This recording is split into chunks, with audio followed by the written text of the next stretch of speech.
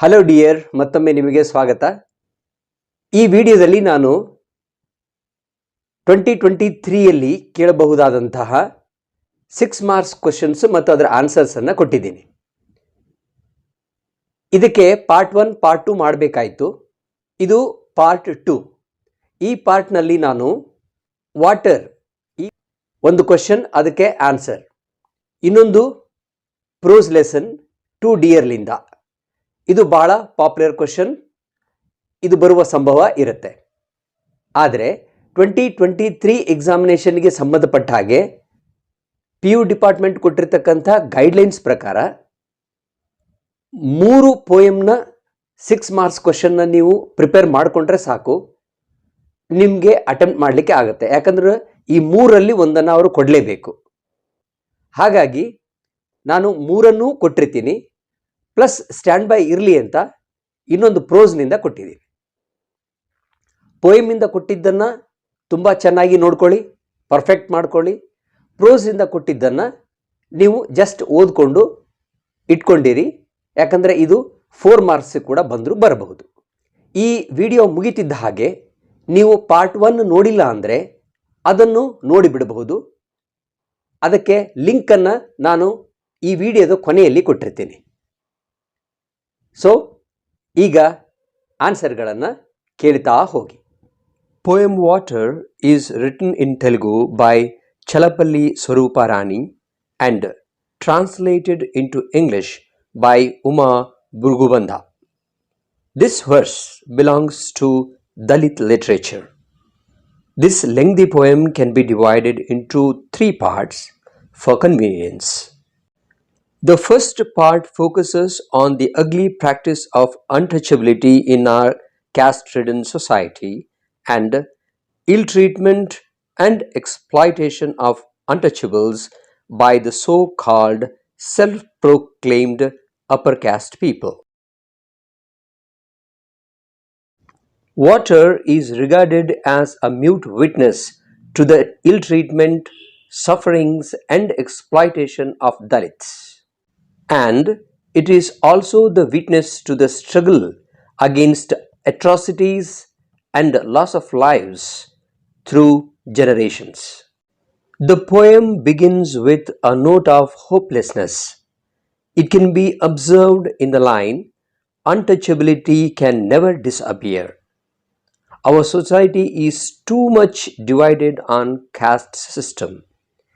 The Panchama is highly discriminated and exploited. The agony of a Panchama who begs for a pot of water near the well, the humiliation of a young Vada girl, the righteous rage of Suvarthamma and its grave consequences, etc., show how people who belong to upper caste oppress and suppress the Dalits. The poet goes to the extent of telling that every drop of water contains the tears shed by Panchamas through centuries. Their blood flowed like streams, yet nothing has changed. Here also we find a note of hopelessness. In the second part, the poetess recollects her own experiences as a Dalit woman. Their long walk to fetch water that strained their neck, their weekly bath, Malapalle Vada burning to ashes due to the sheer indifference of upper caste people. Water is not just H2O for Dalits. It is a mighty movement like the Mahad struggle at the Chadar tank. We find a shift in thought in the third part. Now, water is made a protagonist and she talks about the characteristics of water, mainly focusing on its 2 extreme qualities, namely its strength and its weakness. Water can give life and it can take life. It is a demon. We, the human beings, are the puppets in its vicious hands.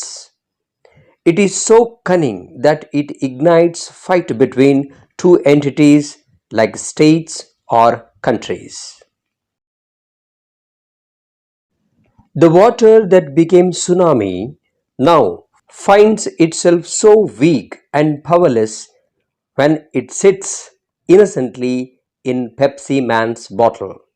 The poetess warns us against exploitation by multinational companies that make huge profits by selling our own water to us in the name of mineral water. The most likely question from 2 Dear. You can't build stone palaces by honest labor. Is it true in the case of Monaco? Discuss. You can't build stone palaces by honest labor is a popular adage normally quoted by those who don't mind earning money by foul means. It is expensive to build a stone palace. It also means leading a luxurious life. A person who earns money by fair means can hardly think of building a stone palace. So, if one thinks of building a stone palace, he may have to compromise on ethics and earn money by foul or illegal means. When a person earns a lot of money by illegal means, his conscience knows that he is doing a wrong thing and it is a punishable offense. But his greed doesn't stop him from doing so. In order to escape from the guilt, he quotes this adage. It is true in the case of the King of Monaco. When the revenue from the existing taxes is not sufficient to run his government, he goes to the extent of allowing gaming houses to operate in his kingdom. He knows it very well that it is a dirty business and it has been banned by all other European states. But there is no one to stop him. The pity is that the king doesn't think about the long term consequences and ill effects on his subjects and ultimately on himself. No sensible ruler would allow gaming houses.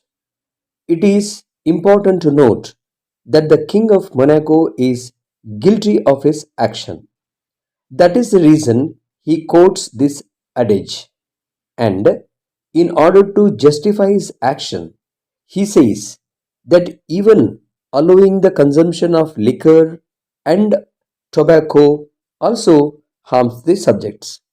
But every state allows it and collects the taxes. In my opinion, anything that has ill effects on our society should be banned.